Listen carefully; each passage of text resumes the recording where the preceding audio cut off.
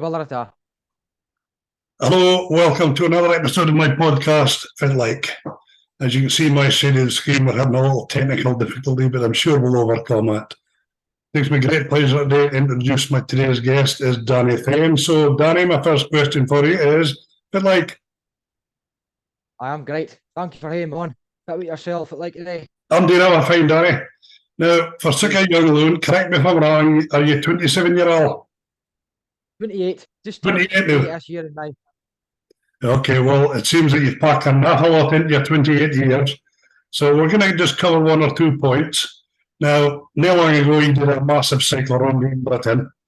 But before you tell me about the cycle run, Danny, what was your inspiration behind doing it? Just really wanting to get awareness on the prevention of suicide. Like I say, I've lost a few pals to suicide, and it's just something awful close to my heart. And I really feel that the Broch is in a struggling state now. So I just really wanted to get a message out there and sort of do something drastic so that folk could see that I really cared about the cause. Okay. So, what made you decide on cycling in Britain? So I was humming and haying, to be honest with you, because I'd already took a challenge on before I actually went homeless in the streets of Aberdeen. Like I say, I think folk have just become so desensitized to the term suicide. And I think that in order for something to get attention, you obviously have to do something drastic. And in this day and age, social media is the thing that Abby looks at. So I thought to myself, Mhm. says, right, I'll do something that folk I want to see. That was obviously cycling from Britain. That's why I chose it. It was just to get attention on suicide. Okay. So, it was a huge undertaking. It must have been an awful lot of planning went into this before you started. So, if I helped you with it, This is honest, right? And hand on my heart when I say this. No, there wasn't much planning at all. And I had never been on a bike. I wasn't a cyclist. I had 3 half-an-hour sessions in the gym before I came away. I just kind of was got an idea in my head, and that's exactly what I did. wow. So, if I went planning it, how did you sleep at night? So again, for a start, I had obviously brought stuff with me initially to go and actually be sleeping rough along as I went. But there was an absolute tremendous amount of people that really believed in what I was doing, really liked what I was doing, and was inspired by what I was doing. So realistically, I had a place to bide pretty much every single night that I was on my tour. For the first probably 2 weeks, I was obviously having to bide in cheap digs and B&Bs and places like that. But it was obviously just like at a whim. I was just like, right, I'm gonna go in DS and I'm gonna figure it out as I go. Um, you started, how did you start that? So I started at Annabroch and I actually Mm-hmm. went for the railway line. And I Mm-hmm. get all the way out the railway line to Dice, and then I went for Dice to Aberdeen, bid in Aberdeen the night, and then the next leg of the journey was Dundee and so forth and so on. Just continued south, and I made my way to England. So, day by day, do you just keep pedaling until you shattered and need a break, or had you planned how much you were doing per day? So I actually had looked for a tour around Britain, right? Mm-hmm. And there was actually something called the Great Tour, and that's actually like a charity run that's done every year, right? It was stopped during COVID and all the rest of it. But I looked at this map with the Great Tour, and I think it was the 2020 Great Tour route, and it was like a map of Britain, and it had all the pointers, and it just had a little wee bit of information underneath it about checkpoints. So I just followed that. I hadn't planned or anything. That's honest. I went on to Google Images. I typed map of Britain for cycling. Saw this thing. I was like, right, I'll follow that. I print screened it on my phone, and that's what I followed. And I just used that checkpoints every day. So it was working out. And did I get me wrong? There were some times that I wasn't meeting my checkpoints because it was No. absolutely rain or it was howling a gale. But I cycled every day, and I had a day or two to sort of rest up. But I was doing about 55 mile a day average. I think the most I did was 81 mile in the day. And like I say, I was just following checkpoints on that map. That's a fair undertaking. So, at what point did the body start getting sick? And so this is honest, right? See the first 7 to 10 days. Ah, I'm just got to speak it in proper terminology here, right? My arse was really dry. So it was a it was it's just like I always use this example, right? Again, this is maybe a bit funny to say, but see your hand, right? See if you rub your hand Aye. for 8 hours a day, right? There's Mm-hmm. a reed mark at the end of it, right? Aye. So it's no different for your backside. It's obviously a sensitive area, right? Uh, And if you're cycling, if you're cycling and you're a cyclist, abdicates that you've got to go through that pain to get your arse used to it, right? But I aye. didn't heal anymore. So I had to get strong and go through the pain on the journey. So the first week was the toughest, 100%. After that week, I felt strong and physically I was fine.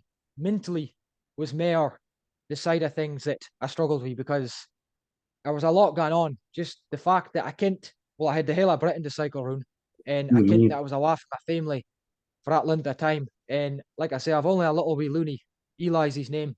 He's Mm-hmm. just turned 2. And I have a partner, Jay. I've been going out with Jay for 9 years this year, Ken. So we've been with each other for a long time, and I've always spent my time with him. And it's the longest I've been away with them in my life, Ken. So it was a lot, Ken. So you're saying you're off a little bit. Imagine we give you huge support, eh? Oh, aye.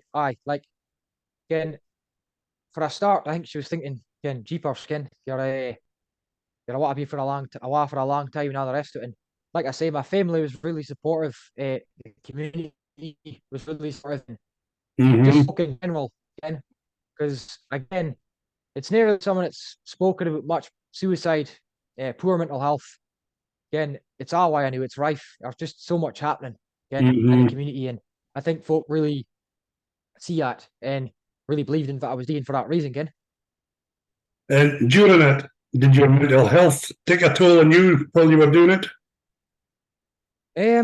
well, I would say that I had days, of course, 100%. Every dog has their day, Ken, and Mm-hmm. it was just the fact that I left in February. It was still kind of the dark. Well, it was the dark nights, Ken. It was indeed a winter, and Mm-hmm. I was days that it was off the course with her. I was days that I was struggling. Yeah. So, Mm-hmm. 100%, I would say that, again, I was days for my mental health, wasn't it? Like, I was just taking severe days or sort of doubt and all the rest of it, Ken, in my head, and just like, I was just myself, Ken. So, obviously, it was just me in my mind Mm-hmm. constantly. And you ken yourself, if you're starting to get taken away in thought, then it can be pretty Mm-hmm. detrimental, Ken. How did you get through that days, Danny? I can't sound mental. I just had to keep pedaling. And I just had to tell myself that, again, why you were doing it. I just had to keep telling myself, this is not for you, Danny, again. This Mm-hmm. wasn't about me. And this is something that I can't, this isn't trying to sound superhero or anything like that. No, at all. But one thing I would always tell myself is that if I was ever having a really, really bad day, I would just say to myself, I says, imagine being in the shoes of somebody that is wanting to take their life. Again, and what it must feel like Mm-hmm. Aye. before they are wanting to do that, because again, it is like a lot of folks say it's a cowardice thing, and there is nothing cowardice about it because the human body has got a system in place. It's fight or flight. And if you're doing something that the body doesn't want you to do, it'll tell you. So, Mm-hmm. for example, if you're standing on an edge or a cliff, your body's got to be telling you get back to that cliff. But Mm-hmm. yet, the folk that are in that shoes rise above it, are able to be strong enough to go beyond that and do it anyway, even though their Mm-hmm. body's telling them, didn't I do it? You know what I mean? So, if I ever had a day, I would just say to myself, listen, like, again, why you're doing it, and our folk out there that have literally took their lives, and imagine if they were feeling to want to do that again. So that's how I got through it. That's honest. Okay. Was there any days that somebody jumped on a bike and accompanied you for part of the way? I was there was a so I'm trying to think. I knew to be honest with you, there was only really one person. His name was Carl. Um, and he came with me from Wales all the way to Liverpool. He was actually a Scouser. It's actually quite ironic that I'm saying just now because um he actually kent my auntie and uncle, and he was from Okay. Wales. He actually said he was like he was like Norse got creels because I used to get into the creels, right? And he was a creel fisherman, right? And he was Mm-hmm. obviously interested in what I was doing. So I crashed with him and his partner. Said UK Norse got creels in the Mm-hmm. broch. And I says, that's my auntie and uncle. And that is actually my auntie and uncle. So it was a small world. You can't get no way I thought, hey, connection of some kind to the broch again. It's proved it's enemy. If I give a little somebody cares something about the Brock. Oh, 100%. Fact, like. So you're doing it in Wales. How long had that taken you for the Brock to get doing it in Wales? So Wales, that was me sort of coming into the, well, probably 3/4 the way through the journey, to be honest with you, because Mm-hmm. once I got to Liverpool, I only had a few stops till I was in Scotland again. Mm-hmm. So I would have been 3/4 the way through. I dare say I would have been. I left in February. I left in middle of February, middle of March. I probably said I would have been in probably maybe 6 or 7 weeks into the journey by then. Okay. Maybe eight weeks into the journey by then. Now, through all the toil and effort and strain and mental health you're putting yourselves through, there must have been some funny moments during the that you can tell us about. Funny moments. Well, I was actually see my panniers on my bike, right? Uh, Panniers on my bike. When I bought them, right, there was these. There were Ortlieb German-made panniers, right? There was these inserts that were meant to go into them, right? And it was so that the claws could get onto your panniers, and that insert would get into the sort of tube fit bit, and it would sort of keep them snug to stop them from rattling, right? Okay. So I didn't put that things in, right? And a couple of times, I was actually when I was in Dover, I think it was. I must have been going about 30 mile an hour doing this hill, right? And the pannier burst off, the actual racket sail, right? Okay. And I was wondering why that was, and there was always this rattling, always this rattle. But cut a long story short, I got to what was it called? It was in Wales anyway, right? Lanechley, I think it was. And I was Okay. coming doing this massive bray, and it happened again, right? So I had to say to myself, I says, right, I'm gonna have to get into a bike shop to get it sorted and see if the guy could fit it was. And when I went down, the guy looked at me funny. He's like, you do realize, he's like, you haven't got your pannier inserts in this bike. He's like, far have you came to? I says, I've cycled to Scotland. He was like, eh? He's like, I've cycled for about 3 miles without pannier inserts. And he says, how you've cycled 1,500 mile is beyond me. That's honest. It was just, like I'm saying, it was a complete and utter rattle for, well, nearly 2 months straight. And I put up with it and endured it. And it's because I didn't have a single clue about bikes. I had no idea. Again, like they say, ignorance is bliss. So that guy was fairly surprised. I've never really got, to be honest with you, I've never really much funny stories as such. Mm-hmm. Like more the weather. The weather was quite funny for me because I was obviously soaked to the absolute skin some days. And now that I could deal with laugh. Yeah, I mean, and I wasn't really on any sort of folk to hey a laugh with. It was just me in the journey. Yeah, I mean. And your thought process, keep pedaling, keep pedaling, keep pedaling. Well, exactly. That's all that I could do. That is honestly like that's all that I could do. I couldn't just sit because if I sat, it was gonna be longer till I got home. I had Aye. to keep going. Just keep going. Apart from your pannier, did you hear any more problems with bike any punctures? One puncture in 4,300 mile. Well, can you sort punctures? So, yes, I actually thought I had tubeless tubes, right? Mm-hmm. I can't remember what I was. I was wheeling to England. I was actually in Devon. That's where I was at. And I had this puncture. It was just rolling it before I was going to be biding that night. And Mm-hmm. I noticed my tire was off a shaft. I thought, what a nightmare, Ken. But I get to my bed at night and I actually caught up with somebody the next day and they helped my weight and they sorted my weight because I'm not gonna lie. This is honest, right? I didn't have a single clue how to sort a puncture. Okay. That's honest. And I had all the stuff in that, right? All the gear and the idea, right? I had obviously all the tubes. Yeah, and I had CO2 gas canisters to obviously fill it up. Like I say, I was just super spontaneous about everything and really optimistic. I knew everything was gonna be okay. Yeah, I mean, that's just the mindset I left with, and I think that everything was gonna be okay. Good. So you're back up to Scotland, you're heading towards Aberdeen. What's your thought process when you get back to the Broch?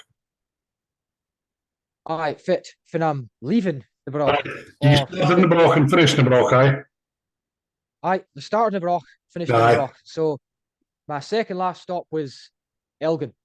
Okay. And I'm leaving actually. I was actually Derek Gardner. He actually did the last leg of my for Elgin to to the broch. So bless Okay. him for doing that. But the feelings, I'm not gonna lie, I was really anxious and I was anticipating it, to be honest with you, because I'd obviously had asked Lang doing what I was doing, Mhm. just myself. Something that I kind of sounds maybe a bit queer kind, but like the fact that I was gonna be coming back to, well, no peace and quiet anymore again, because I was got responsibilities and all the rest of it again, and I was quite anticipating the fact that because I kent briefly that my partner Jay had threw something for me down at the Mhm. beach for getting home. Mhm. And to be honest with you, I'm not the type of person that's really likes crowds and all the rest of it. So gaining that, um, I was pretty nervous to be honest with you, but also super excited just to cane that I was about to see my loony, see my partner. If I hadn't saw Mhm. him so long, that was I'll never forget it. Like that's honest. Like the first time I held my son being away for that long and kissing and getting a hug from my blonde, and it was and all the rest of my family as well. It was really good, Ken. Good and emotional time. So when it was all over, Danny, how much miles did you do and how much did you eventually raise? So it was 4,300 miles, just above Wow. that, and total between the fundraiser that I did cycling, I raised £30,000 in 18, and the homeless challenge I raised £30,000 in 18. Wow. And how many blisters in the bum did you get in your 4,000 miles? It's that sorry? How many blisters do you accumulate in your bum in your 4,000 miles? Oh, it's probably best on Zed. No, no, yeah, honestly, I wasn't in any blisters. Honestly, like for a start, I did feel like I was getting blisters, but after a while, it became like solid. It became like leather again. Right. It just became hard, and I was ready for it again. Well, you mentioned earlier about your homeless challenge. Where did that idea come from and how did you go about doing it? I'm half interested in to hear this story for you. Okay, so same again. Just it was sort of spontaneous, and again, it was more about it was attention grabbing. Yeah, I mean, it was Mm-hmm. really attention grabbing, and folk were really following it. And whilst I was doing the homeless challenge, I was obviously out in the streets, and I had a big sign, and I was just there letting folk ken that I was there for folk that were struggling with poor mental health, or Mm-hmm. if you was somebody that had maybe experienced suicide, if you'd ever been suicidal yourself or had attempted suicide, it was just to let folk ken that I was there, come down for a yap and get a conversation, and just pardon me, just to have a place for them to come down, Ken. So that was 31 days. I was on the streets of Aberdeen, and I obviously had a sleeping bag, a sleeping mat, no food, no money, no water, no shelter. I got dropped off at Victoria Park to my partner, um, my loony, and that was the last I saw them for 31 days. And that was aye, that was fearsome, like that really was. Yeah, it took a lot out of me, like. Tell me about the first night when you settled into getting to sleep. How was you? Okay, so I was in Victoria Park, right? Mm-hmm. And it was torrential downpour. I was Oh. absolutely saturated, lying in a hedge in Victoria Park, right? Mm-hmm. And it was a really humbling moment, a really lonely time. I just felt, even though I was in this massive city, I just felt so alone. Honestly, and I'm not exaggerating, I could have grit in that moment again. I felt really down and just felt so sad, eh? I really did. I'm not gonna lie. It was a Mm-hmm. really hard time. Like, And did you manage to sleep at that during the night? yes, I would say I got about 3 hours sleep that night. And I Mm-hmm. was like a zombie the next day, an absolute zombie. So you said you'd no food, you'd no money. How did you survive? So I had to go on the streets and I had to stand there like a homeless person. I embodied a homeless person for 31 days. That's what I was. I was homeless. Mm-hmm. So how did you manage it then? So again, if I was anybody saw what I was doing, because like I say, I had a sign explaining that I was homeless, but I seen actually put a sign away because it was actually, I think folk were maybe thinking I was being a chancer, saying that I was willingly gone homeless. I think folk genuinely thought that I was being a chancer, using that sign to maybe try get money. So I thought to myself, I says, right, I can't use that sign anymore because I don't want folk thinking that. So I would end up having conversations with folk on the street, Mm-hmm. and then I would end up maybe explaining, and then money would come my way. That's honest. I eat every single night. Again, I was Mm-hmm. at some points I was able to give folk money as well. Again, other homeless Mm-hmm. folk. But I will say this as well, because I'm now want to go and act like I was. A lot of folk knew what I was doing. A lot of Mm-hmm. folk saw what I was doing. So folk were coming down by and would give my food, right? But this is honest as well, hand on heart, 'cause I've always said this. I think there was only one time that I eat the food that I was given. I gave it awa. That's honest. I was other homeless folk. I gave it awa because I did. I wanted to try the full on homeless experience. And I wanted to make sure that I was begging for my money, getting food, and making it happen. Mm-hmm. So you're saying you give food away to the folk. If it was the homeless folk thinking about what you were doing. Um, they really respected it because they Mm-hmm. obviously understood what it was like to be on the streets. And Mm-hmm. they were like, well, the fact that you're willingly doing it is, again, I've got a lot of respect for you. And they understood that, well, poor mental health was a big thing, but there was there was half a teen aback, like, again, there was half a teen aback by the fact that I was doing that. I think a lot of folk didn't really understand it, but a lot of folk did as well, Ken. And Mm-hmm. it was just a fearsome, humbling learning experience. Like, I would imagine. I can't even imagine you lying under that hedge in the first night, lashing down rain in a sleeping bag in a mat, thinking, what am I doing here? that's exactly what I was thinking. It was a big, it was sort of like just the fact that had happened on the first night. Just it really did let me into Kane that I was in Mm-hmm.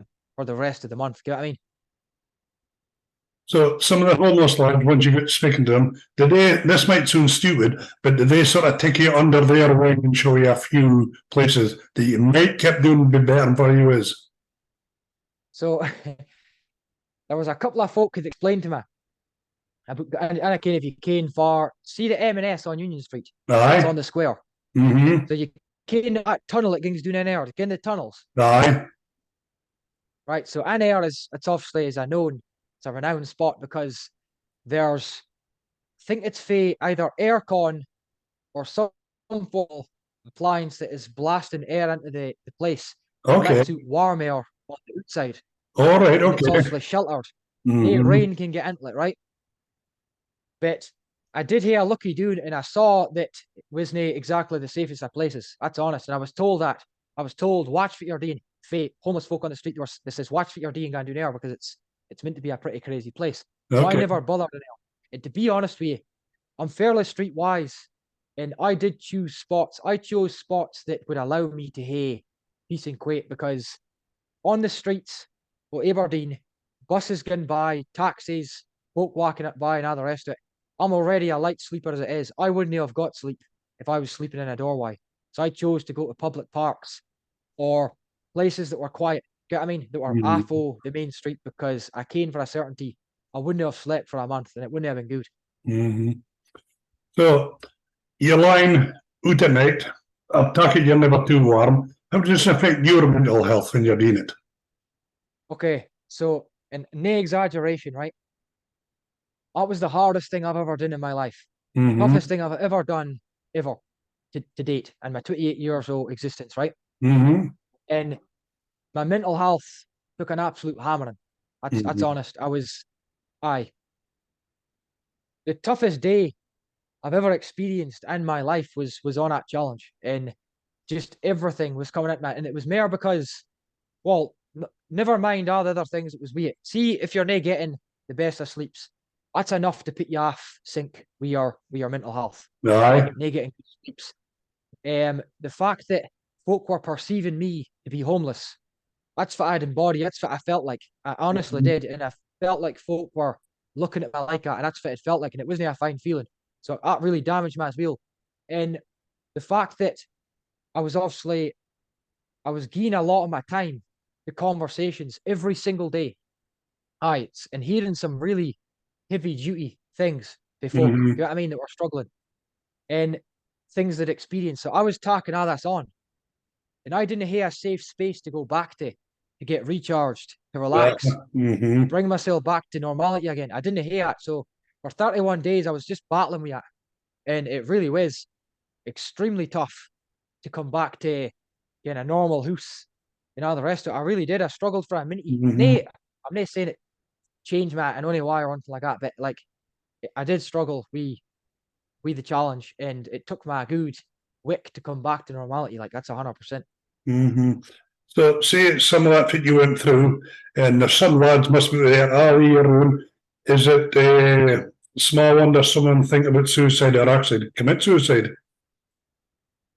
Right, I couldn't tell you personally on a personal level of if I've spoke to anybody like that, but I dare say, like a lot of these guys I was speaking to had experienced poor mental health, 100%. But I dare say that if you was living that lifestyle or that street lifestyle all the time, there would be only so long until your spirit within you surrendered and you just thought, I can't do this anymore. So I dare say that it would be a big thing in homeless folk, 100%. And poor mental health is 100% is a big thing in homeless because all that things I just explained, and you're constantly thinking that you're less than. Do you get what I mean? You're constantly thinking that you ain't got a house. You're looking at people going by you, happy families, out for a day out in Aberdeen, or out for their supper. You're looking at that. You're thinking to yourself, I wish I had that. You get what I mean? These homeless folk are obviously, they're not bad folk. They've maybe made some bad decisions, but they're still human beings. Absolutely. Honestly, some really, really nice, down to earth, really fine folk. Honestly, finer than majority of folk. That's honest. Again, they're finer than the majority of folk you would see. They would always speak to you. Again, I've found that Aberdeen can be quite a droll place. Coming for the Broch, I speak to Abdi. Again, am I Fiitlike again? And folk look through you thinking, again, I don't care that guy, but the homeless folk, you speak to them, they're happy, they put a smile on their face and they give you their time, you know what I mean? And they really appreciate it. Well, I'm like you, Donny. It's the name of my podcast, Fiitlike. I'm a broker. I expect Abby. I'm the person everybody without speaking. It's just me. And it's droll from people I expect back to you. It's in our DNA as brokers, I think. That's just how it is. And we live in a small place that's communal, and again, Abdi Kane's Abdi. And like I say, I think that it's great to speak to folk. Back to what poor mental health. You just didn't care if it could do for somebody. That's honest. Sometimes just a wee conversation can just be asked somebody needs to just perk them up or maybe change their way of thinking. So my last 100%. Question on your homelessness, Donny, hand on heart, would you do it again? Right. This is honest. If I needed to, and I had to, I would. But I wouldn't go choosing to do it again. No, because that's honest. It was it just took too much out of me. It got the message out there 100%, but I would choose something else drastic to do. Opposed to the homeless challenge. I would maybe do it if I had somebody with me this time. But because I was myself, and didn't get me wrong, I had folk dropping in to hear a night with me here and there, but it was only 3 times that happened, and then I had a big sleep out at the end of the time as well. So I wouldn't go choosing to do that again, like no. No, and it doesn't sound very safe either. Only it could happen if you were lying sleeping at night. No, exactly. That's it. I was actually in night. Near that this is a dangerous story or anything like that. Because I didn't hear any danger. That's what I'm saying. It was like I was all right. I was one night, I got woken up. It was about 3 o'clock in the morning, 4 o'clock in the morning. And I heard folk walking really, really close to me before I was sleeping. I was on the deck. I was obviously surrounded by bushes, Ken.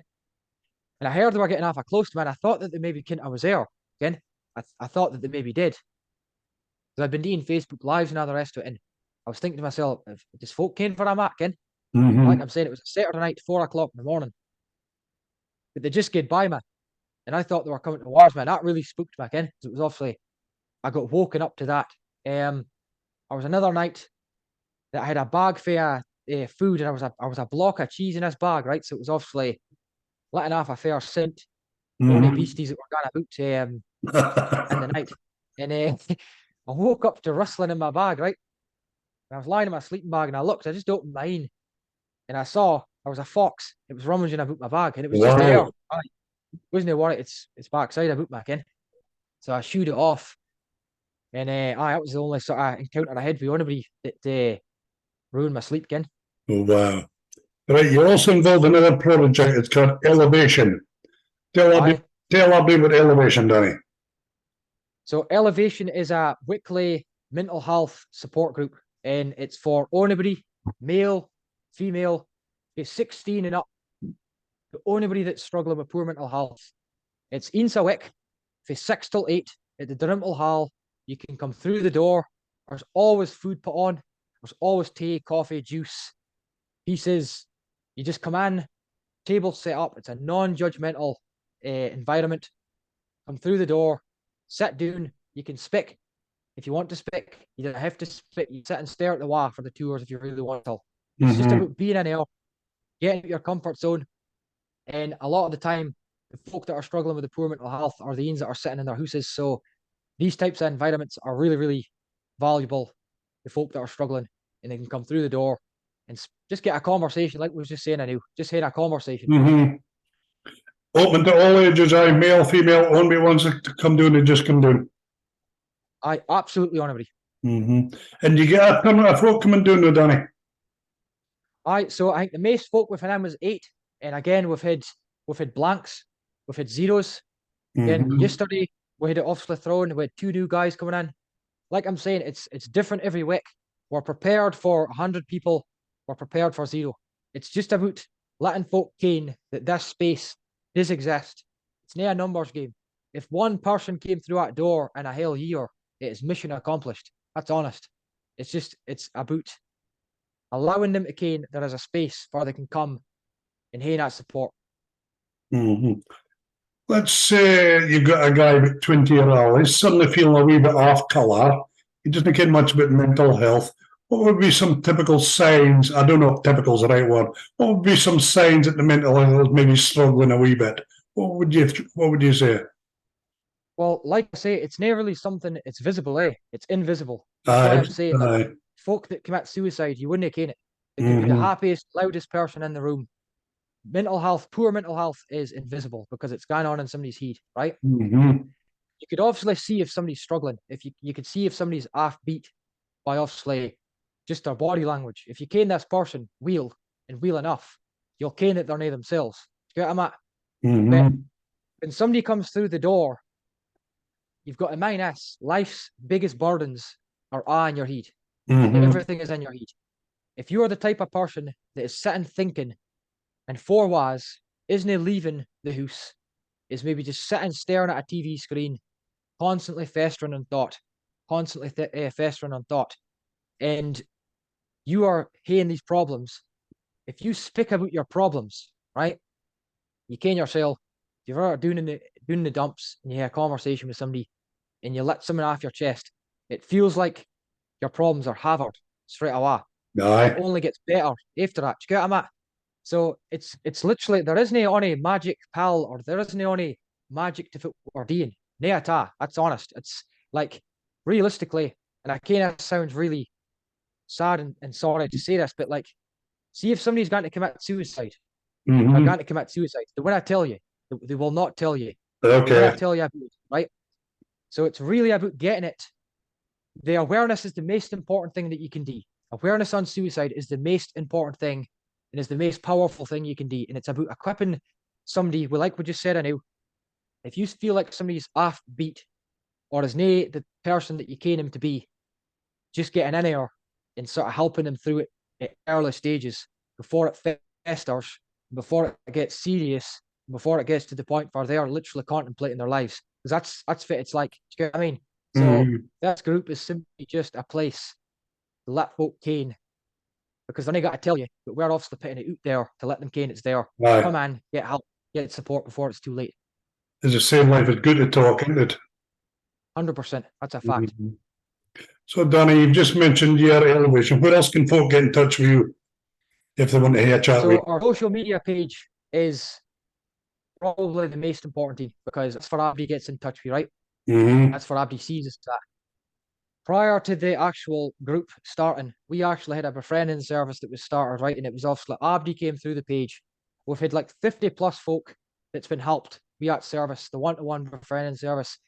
We've had 3 suicide interventions, and the group was more about starting something that was going to obviously be able to facilitate the sheer amount of folk that was coming through the door, and obviously wanting to get speaking and get a yap and all the rest of it. So the group was more created for that. We've also got, I don't know, Kane, if you saw us, and Kane, if you're following us on Facebook or anything like that, but we've actually just secured and signed the lease for a big office space in the Broch. And we're actually, I want to start a mental health drop-in centre. And that's something that's got to be open all the time. Not 24/7, but it's got to be like Monday to Saturday, be a set amount of hours so that you can come in and it's really nice environment and you can get a one-to-one instead of being in the group environment. And our groups are got to be held in this place as well. The reason for the drop-in centre is because, for example, right, you could be somebody that's extremely high up with a company, right? That's struggling with poor mental health. And if you go to your GP, for example, and speak about poor mental health, they've got a flag act on our record, right? That gets back to the employer. The employer might think you're not stable to do the job, and it could completely ruin your career. It could completely ruin your life. It doesn't have to be like that. So a lot of folk are maybe slightly anxious, intimidated, and, well, scared to come through the door into a public sort of group space environment.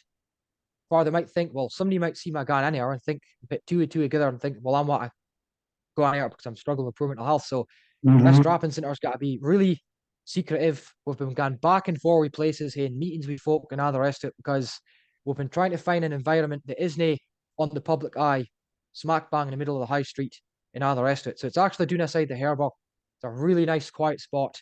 It's nae on the public eye, and it's got to be a really, really nice spot. That's actually got to be opening in November. So we've still got 2 or 3 things to do with that. Decorating, getting the space to the way that it needs to be. But that'll be underway. That'll be going by November, probably the tail end of November. So that's really exciting as well. That's fantastic news. The great news it's actually in the Broch for it's required. That's fantastic. Well, Danny, it's been an absolute blast speaking to you. For such a young lad, you've got some amount of things you've done. So I can only thank you for coming on, Danny. And as you say, if any one person listens to that and comes and gets help, it's a job well done. 100%. No, honestly, Willie, I think you're doing a really good thing. I think it's a legendary thing, to be honest with you. We live in a really unique place, and the fact that you're harnessing it and using it as your brand, Fiitlike, is absolutely awesome. Seriously, hats off to you, and thank you very, very much for shining the light on our charity and for obviously shining light on suicide awareness. Really, really appreciate it. Right, Danny, once again, thank you very much for your time. And I'm looking forward to have a chat with you myself some night, pal. All right, Giza, on a time. You'll get my time on a time. Right, cheers, Danny. Take care. Bye now. Thanks a lot. See you later, pal.